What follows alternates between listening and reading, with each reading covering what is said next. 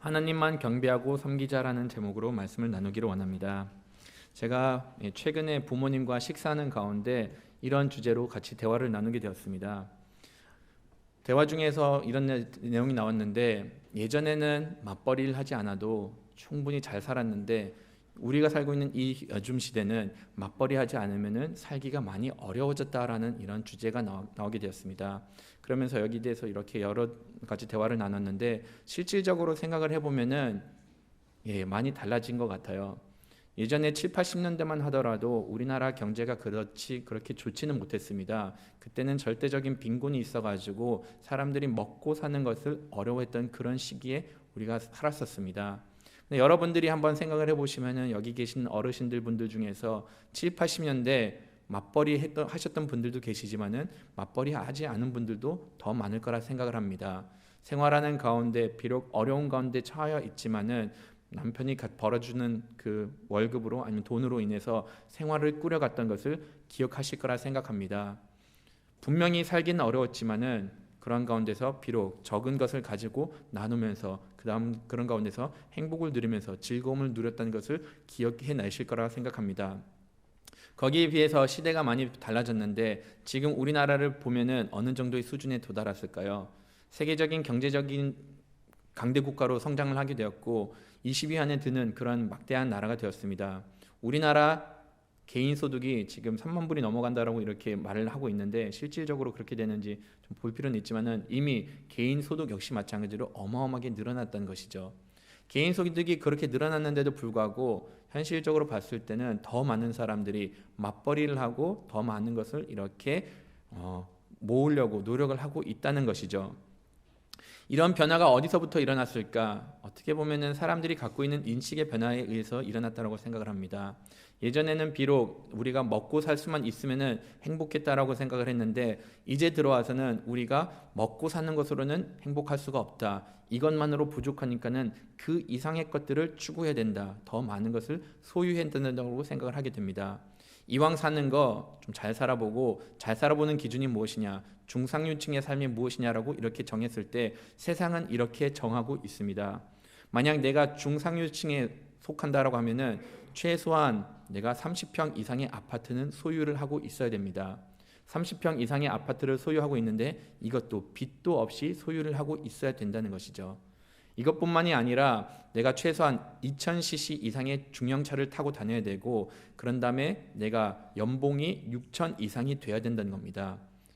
최소한 550 이상을 벌어야 되는 거고, 이것뿐만이 아니라 내 은행 잔고에 최소한 1억 이상은 있어야지 중상류층 어느 정도 누리면서 산다라고 이렇게 인식을 하고 있습니다.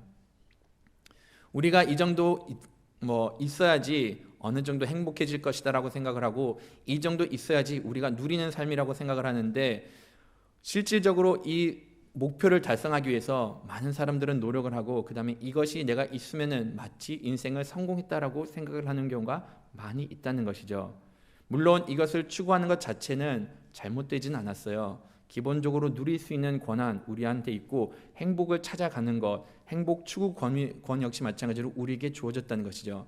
열심히 일하면은 거기에 대한 대가를 받고 그만큼 누릴 수 있는 삶을 살 수 있게 되는 것이죠.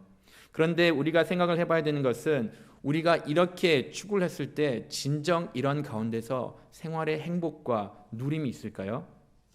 어떻게 보면은 우리가 정해준 이 기준 사람마다 다를 수가 있다는 것입니다. 우리나라 같은 경우는 유독 물질에 대한 가치관을 높게 하다 보니까는 우리가 중상류층 누리는 삶, 행복하는 삶을 살기 위해서는 이렇게 소유를 해야 된다라고 알려져 있다는 것입니다. 거기에 비해서 다른 나라 같은 경우는 중상류층 아니면 이 사람이 정말로 삶의 질이 좋다라고 표현하는 것은 이와는 완전히 다릅니다. 서양 국가를 보시면은 특히 프랑스 같은 경우는 중상류층 삶의 질이 좋다라고 표현하는 것은 무엇이냐, 기준은 무엇이냐면은 1개 이상의 외국어를 한다는 겁니다. 내가 아내와 1개 이상의 외국어로 소통이 가능하면은 이것은 누리는 삶, 중상류층의 삶이라는 것이죠. 그것뿐만이 아니라 내가 악기를 다룰 수 있고, 그런 다음에 내가 한 가지 내가 즐길 수 있는 스포츠가 있으면은 이런 사람들이 질 좋은 삶, 중상류층의 삶, 행복한 삶을 산다라고 이렇게 표현을 하고 있다는 겁니다. 이런 기준을 봤을 때 저는 우리나라에서 중상류층은 되지 못합니다. 근데 프랑스 가면은 저는 중상류층입니다. 이거 다, 이 조건을 다 갖추고 있기 때문이죠. 이렇게 보면은 사람들마다도 정하는 중상류층의 기준, 행복의 기준은 다를 수가 있는데, 안타깝게도 사람들은 자기가 설정해 놓은 그런 기준에 맞춰서 살려고 노력을 한다는 겁니다. 물론 잘못된 것은 아닙니다. 하지만 우리가 때로는 인식을 해야 되는 것이 무엇이냐? 이런 것들이 절대적인 기준이 되지는 못한다는 것이죠. 하지만 이런 것을 여러분들한테 아무리 이야기를 해도 안타깝게도 이것을 순간은 생각을 하지만은 현실 속에 살아가면서 이것을 잊어버릴 때가 많다는 것이죠. 그리고 안타깝게도 이러한 문제들로 인해서 우리가 넘어질 때가 너무나도 많다는 겁니다. 사단은 바로 이러한 현실적인 부분을 놓고 예수님을 시험하고 여러분들을 시험하고 있습니다. 오늘 말씀 가운데서도 예수님을 시험하는 이런 내용을 담고 있는데, 바로 이런 현실적인 부분으로서 예수님을 시험하는 것을 볼 수가 있게 되는 것이죠. 예수님께서는 지금 어떤 상황에 놓여 있는가 하면은, 예수님께서는 40일 동안 광야에서 이렇게 금식을 하면서 하나님을 찾아가는 그러한 시간을 가졌습니다. 굶주린 가운데 있었고 배고픈 가운데 있었습니다. 그럴 때 사단이 찾아와 가지고 예수님을 유혹을 합니다. 어떻게 유혹을 하시는 건가? 3절 한번 같이 읽어보도록 하겠습니다.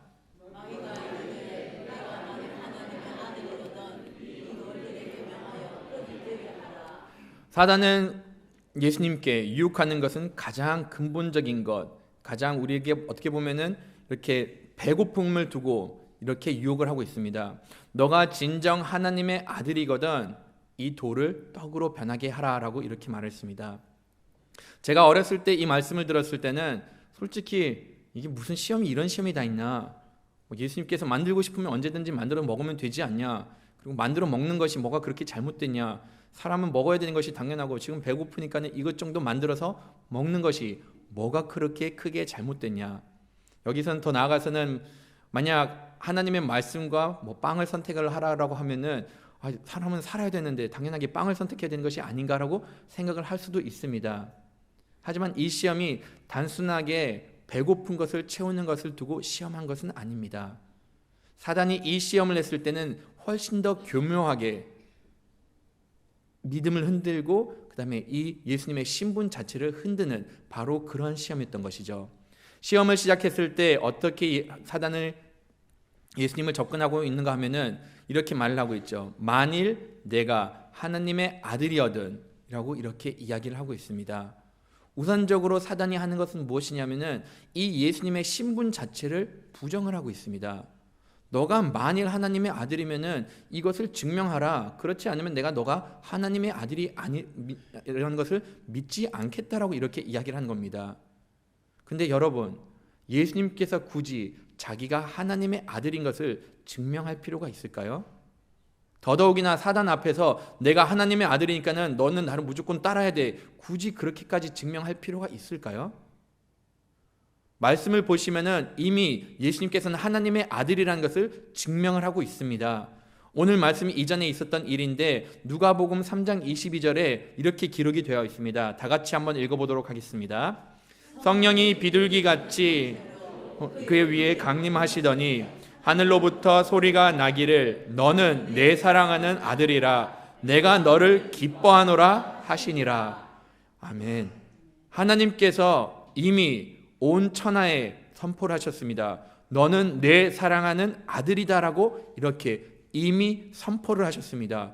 그리고 너를 통해서 내가 기뻐한다라고 이미 선포를 하셨습니다. 여기에 대해서는 우리가 더 이상 의심을 가질 필요가 없고 예수님의 신분에 대해서 이것은 흔들 사항도 아니라는 것이죠. 예수님은 하나님의 아들이라는 겁니다. 하지만 동일하게 사단은 여러분들한테 계속해서 접근하고 있습니다. 여러분들이 진정 하나님의 자녀가 맞냐라고 이렇게 접근을 하고 있습니다. 여러분들은 하나님의 자녀인가요? 여러분들은 이미 예수님을 믿음으로 인해서 예수님께서 여러분들의 죄를 위해서 십자가에 못 박혀 죽으셨다는 것을 믿음으로 인해서 이미 하나님의 자녀이라는 겁니다. 그러면 여기에 대해서는 우리가 흔들릴 필요도 없고 여기에 대해서는 우리가 의심을 가질 필요가 전혀 없다는 겁니다. 우리가 해야 되는 것은 무엇이냐? 내가 하나님의 자녀로서 오히려 당당하게 나갈 필요가 있다는 것이죠. 사단은 하지만 이런 근본적인 것으로부터 예수님의 이렇게 시험했던 겁니다. 너가 만약 하나님의 아들이면은 이 돌이 떡이 되도록 이렇게 변화시켜라 라고 이렇게 말합니다. 물론 굶주린 상태에서는 예수님께서 이것을 변화시켰을 수도 있습니다. 또한 예수님께서는 하나님의 아들이기 때문에 이것을 언제든지 변화를 시킬 수가 있었습니다. 하지만 이 변화시키는 것이 과연 옳은 일일까라는 것은 한 번 정도는 생각을 해볼 필요가 있어요. 하나님께서는 돌은 돌로 만드셨습니다. 먹을 빵은 빵으로 만드셨습니다. 만약 우리가 먹고 싶은 빵이 있으면 그것을 밀로 아니면 곡식으로 인하여서 빻아가지고 빵을 만드는 것이 지극히 정상적인 방법입니다. 하지만 돌을 빵으로 만든다는 것은 능력이 있다고 해서 그렇게 행하는 것은 옳은직하지가 않다는 것이죠. 하나님께서는 창조 섭리가 있어서 돌은 돌대로 만드셨고 빵은 빵대로 만들었습니다. 내가 능력이 있다고 해서 이 하나님의 창조 섭리마저도 거슬려서 나가는 것은 바람직한 모습이 되지를 못한다는 것이죠. 사단은 요구를 했던 것은 무엇이냐? 네가 이 돌을 빵으로 만들므로 인해서 어떻게 보면은 하나님께서 창조하신 그런 창조의 섭리마저도 거스리는 모습을 요구를 했던 겁니다. 단순한 시험 같지만은 이 시험 생각보다 어렵습니다. 만약 예수님께서 이 돌을 만들지 못했을 경우에는, 돌을 빵으로 만들지 못했을 경우는, 그러면 증명되는 것은 무엇이죠? 내가 하나님의 아들이 아니라는 것이 증명이 되는 겁니다. 하지만 반대로 내가 돌을 빵으로 만들게 되면은 이것은 하나님의 말씀에 거슬리는 모습을 보이게 된다는 것이죠. 어떻게 행한다고 할지라도 여기서는 올바른 대답이 생길 수가 없는 그런 아주 어려운 문제를 이렇게 예수님 앞에 내어놨다는 겁니다. 근데 예수님께서는 이 문제를 어떻게 푸셨죠? 하나님의 말씀으로 대답을 하셨습니다. 사람은 떡으로만 살 것이 아니요 하나님의 말씀으로 살 것이다. 우리에게 있어서 가장 중요한 것은 무엇이냐? 내가 하나님의 자녀이고 하나님의 말씀을 순종하면서 살아가는 것이 가장 중요하다는 것을 알려주고 계신다는 겁니다. 우리가 한 해 사는 동안에 이 부분을 한번 심히 생각을 해봤으면 좋겠습니다. 여러분들은 하나님의 자녀입니다. 하지만 때로는 하나님의 자녀를 보이지 못할 때가 있었는지를 한번 생각을 해보기를 원합니다. 내가 배고프기 때문에 나의 욕구를 충족시키기 위해서 내가 때로는 하나님의 말씀을 내가 원하는 대로 이렇게 행하게 되고 하나님의 말씀을 때로는 어기지 않았는지를 한 번 정도는 생각해 볼 필요가 있다는 겁니다. 사단은 이렇게 근본적인 문제로 예수님을 이렇게 시험을 했는데 예수님께서는 이 근본적인 문제를 하나님의 말씀으로 완전히 이렇게 풀어나가셨습니다. 사단은 이 문제로 더 이상 예수님을 괴롭히지 못할 것 같아가지고 다시금 예수님을 시험을 하게 됩니다. 높은 곳을 올라가가지고 이런 시험을 하게 되었죠. 다 같이 5절, 6절, 7절 말씀 한번 읽어보도록 하겠습니다.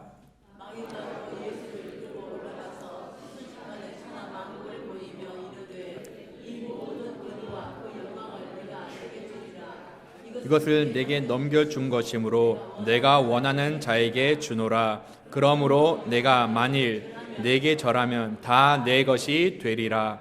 사단은 예수님을 높은 곳에 예수님과 같이 높은 곳을 올라가 가지고 천하 만국을 보여주면서 하는 말이 무엇이냐? 내가 만약 나한테 절하면은 이 모든 것을 주겠다라고 이렇게 이야기를 하고 있습니다. 저는 역시 어렸을 때 이 말씀을 듣고 나서 이러면은 한 번쯤은 사단을 속여볼 만하지 않을까? 그냥 한번 절하는 척하고 절하고 나서 싹 다 받으면은 나 몰라라 하고 그 들고 도망가면 되지 않을까? 그런 어린 마음으로 이 말씀을 한번 생각을 해본 적이 있습니다. 근데 여러분, 사단은 그렇게 호락호락하지 않습니다. 여러분들이 단순하게 절하고 나서 모든 것을 얻어가지고 이렇게 사단을 속이고 넘어갈 수 있는 그런 상황이 아니라는 것이죠. 사단은 정말로 이 시험을 했을 때 교묘하게 예수님을 속였습니다. 어떻게 속였죠? 우리가 딱 이 말씀을 접했을 때 천하 만국을 보여주면서 너가 나에게 절하면 이 모든 것을 준다라고 이렇게 이야기를 하고 있죠. 그러면 우리가 당연하게 생각하는 이것들은 당연하게 천하 만국을 두고 이렇게 생각을 하고 권위와 영광을 두고 이렇게 생각을 하게 된다는 것이죠. 그런데 이 말씀을 보시면은 이것들에 대해서 사단은 되게 묘하게 이야기를 하고 있던 것이죠. 지시대명사를 사용하면서 이것이라고 하는 것, 영어 성경을 보면 이것이 it이라고 표현을 하면서 무엇인가를 이렇게 너한테 준다라고 이야기를 하고 있습니다. 천하 만국을 주는 것일 수도 있지만은 그 이상의 그 다른 것들도 줄 수가 있다는 것입니다. 또한 천하 만국을 보여줬을 때 어떻게 보여줬다라고 하죠? 말씀을 보시면은 순식간에 천하 만국을 보여줬다라고 합니다. 어떻게 천하 만국을 순식간에 보는지는 저는 잘 모르겠습니다. 근데 분명한 것은 만약 순식간에 보여줬다라고 하면은 본인이 보고 싶었던 것을, 그런 것들을 보여주면서 너가 나에게 절하면은 이것들을 준다라고 이렇게 말을 한 것이죠. 무엇을 주는지도 모르고 줄 수 있는지도 모르는 그런 상황에서 나에게 절하라라고 이렇게 욕을 하고 있습니다. 과연 사단이 이 모든 것을 줄 수 있는 능력 자체가 있을까요? 사단이 하는 말이 뭐냐? 권위와 영광을 내게 준다라고 하는데 과연 사단이 이런 권위와 영광, 무엇보다도 천하 만국을 여러분들한테 줄 수가 있을까요? 하나님께서는 사단한테 이런 천하 만국을 통치할 수 있는 능력 주지 않으셨습니다. 하나님께서는 사단한테 영광과 권위를 주지를 않으셨습니다. 우리가 죄를 범함으로 인하여서 안타깝게도 죄에 대한 종노릇을 하고 있는 것이지 사단이 우리에게 통치권을 주는 것은 절대로 아니란 겁니다. 사단이 결과적으로는 우리한테 줄 수 있는 것은 아무것도 없다는 겁니다. 하나님께서는 절대로 사단으로 왕으로 삼으신 적도 없고 사단을 통해서 이 나라를 우리한테 줄 수 있는 권한을 준 적이 전혀 없다는 것이죠. 오히려 이 권세를 허락해 준 사람이 누구였죠? 마태복음 28장 18절에 나와 있는데 다 같이 한번 읽어보도록 하겠습니다. 예수께서 나와 말씀하여 이르시되 하늘과 땅의 모든 권세를 내게 주셨으니, 하나님께서는 이 땅을 다스릴 수 있는 권세, 모든 영광과 존귀를 바로 예수님께 주셨습니다. 예수님께서 우리에게 모든 것을 허락해 주실 수 있고 우리가 하나님 안에 거하고 있으면은 이 모든 것을 누릴 수가 있게 됩니다. 하지만 사단은 하는 말이 무엇이냐? 이 모든 것이 내 것이 될 것이다 라고 이렇게 한 말을 합니다. 내가 만일 나에게 절하면은 이 모든 것이 내 것이 될 것이다 라고 말을 합니다. 우리가 사단 앞에서 만약에 절하게 되면은 이것은 무엇을 뜻할까요? 사단의 통치를 우리가 인정을 하게 됩니다. 사단을 우리가 왕으로 삼는 것이고 내가 사단을 따르겠다, 나의 모든 것이 당신의 것이 되겠다라고 고백을 한 것입니다. 하나님께서는 이미 여러분들 삶 가운데서 많은 것을 허락해 주셨습니다. 이미 여러분들 삶 가운데서 필요한 것들을 다 허락을 해 주셨습니다. 그런데 사단이 하기를 원하는 것은 무엇이냐? 그 모든 것을 뺏고 잘못된 우상을 섬기기를 원하신다는 겁니다. 순식간에 보여준 거, 우리가 보고 싶은 것을 보게 만듦으로 인해서 우리가 하나님을 바라보지 못하고 하나님을 섬기지 못하게 만들고 오히려 안타깝게 사단을 섬기게 만들려고 했던 것이 바로 이 시험의 목적이었던 겁니다. 하지만 우리가 분명히 깨달아야 되는 것은 무엇이죠?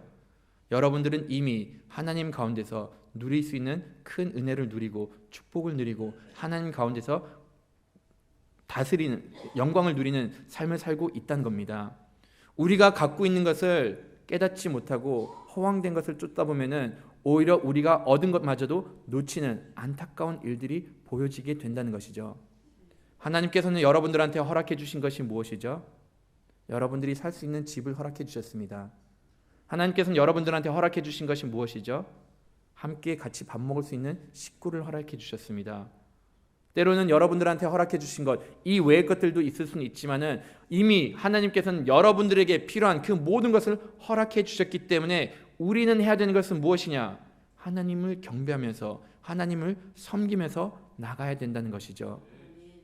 진정한 행복은 우리가 행복이라고 생각하는 것에 있지 않고 오히려 우리가 받고 있는 것을 누리는 가운데 행복을 누린다는 겁니다.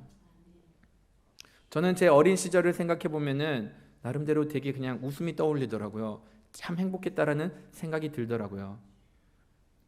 제가 어렸을 때 많은 것을 소유해서 그런 것은 아닙니다.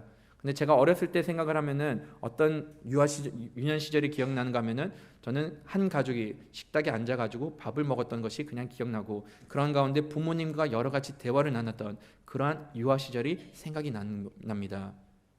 물론 현실적으로 바라봤을 때는 자주 그러지는 못했던 것 같아요. 왜냐하면 아버님께서는 회사원이셨기 때문에 퇴근 시간이 때로는 늦어질 때도 있고 때로는 잦은 출장으로 인해서 함께하는 시간이 생각보다는 많지 않을 수는 있었지만은 그런데도 자녀에게 있어서는 그러한 시절들이 부모님과 함께 있었고 내가 부모로부터 사랑을 받고 있었다는 그 생각이 나에게는 나름대로 행복이라는 것이었죠. 여러분들이 누리고 있는 것 때로는 허황된 것이 될 수가 있습니다. 때로는 이것을 내가 추구해야지 내가 모든 것을 얻었다, 천하 만국을 얻었다라고 생각을 하는데 오히려 그런 가운데서는 하나님을 섬기는 것을 내가 포기하는 모습을 보일 때도 있고 오히려 잘못된 것을 쫓음으로 인해서 진정 하나님이 누군가를 잊어버릴 때가 있다는 것입니다. 그래서 역시 마찬가지로 예수님께서는 이것을 말씀으로 이기시면서 내가 분명히 섬겨야 되는 것이 누군가를 알려줬습니다. 이러한 시험마저도 예수님께서 넘어가지 않다 보니까는 사단은 마지막으로 예수님을 높은 곳에, 높은 성전에 데리고 가셔서 한 말이 무엇이냐, 내가 뛰어내릴 때 천사들이 와서 너를 구해줄 것이다 라고 이렇게 말을 합니다. 만약 내가 하나님의 아들이면 여기서 뛰어내려라. 그러면 하나님의 아들이기 때문에 하나님께서는 너를 구해줄 것이고 발이 땅에 닿지 않게 해줄 거다라고 이렇게 말을 합니다. 다시금 예수님을 시험을 하고 있는 것이죠. 예전에는 이 시험 같은 경우는 더 이상 논리는 없습니다. 무조건 뛰어내리라고 하고 그 다음에 네가 하나님의 아들이라는 것을 맹목적으로 이렇게 증언하라라고 이렇게 얘기를 하는데 이미 예수님께서는 굳이 이런 것을 시험에 응할 필요는 없습니다. 그런데도 불구하고 이 말씀을 두고 나서 예수님께서는 또다시 어떻게 대처하는가를 한번 나누기를 원합니다. 다 같이 10절 한번 읽어보도록 할게요. 기록되었으니 하나님이 너를 위하여 그 사자들을 명하사 너를 지키게 하시리라 하였고, 여기 10절만 읽겠습니다. 보시면은 하나님께서는 분명히 사단은 하는 말이 뭐냐, 하나님께서는 너를 지키실 것이다. 그 다음에 이것을 어떻게 인용을 하는가 하면은 더 이상 논리로는 예수님한테 상대가 되지 않으니까는 이 말씀을 성경에서 인용을 해가지고 예수님을 시험했던 겁니다. 이것은 어디에 기록되어 있는가 하면은 시편 91편 11절하고 12절에 기록이 되어 있는데 다 같이 한번 시편 말씀도 한번 읽어보도록 하겠습니다. 그가 너를 위하여